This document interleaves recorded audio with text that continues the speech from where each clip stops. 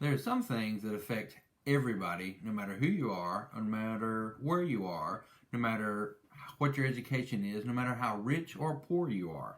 We've been studying in James chapter 1. Studying, maybe that's a little bit of a strong word. We've been discussing very briefly each day some things from James chapter 1 about trials and tribulations and how we need to face those by asking God for wisdom to count it joy that we might grow from those things, to let patience have its complete and perfect work to mature us, to help us understand and face these with the right kind of attitude. And then there's an illustration. When you begin in James chapter 1 at verse 9 through 11, it almost seems like this is disjointed from the discussion, because he talks about trials here. Beginning at verse 12, he talks about temptations, the internal problems, the external problems that we face.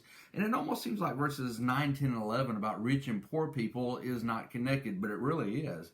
Because I think that it's an illustration that no matter who you are, no matter if you're rich or you're poor, you're going to face these kinds of things. Beginning at verse 9 of James 1, he says, "Let the lowly brother glory in his exaltation, but the rich in his humiliation, because as the flower of the field he will pass away. For no sooner has the sun risen with a burning heat than it withers the grass, its flower falls, and its beautiful appearance perishes. So the rich man also will fade away in his pursuits." You see, rich people and poor people both face trials. And then the next thing that's talked about is temptations.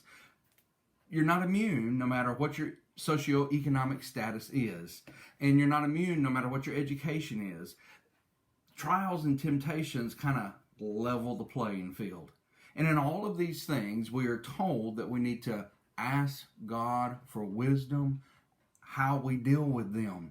And the rich man may glory in his exaltation because he'll come through these things because of his faith in God. The rich man might have put his faith in his riches rather than God, and he will fade away. But if he has the true wisdom, without doubting, and ask God for wisdom to deal with these things, he also will be able to glory in the great blessing that God will give him, to count it all joy.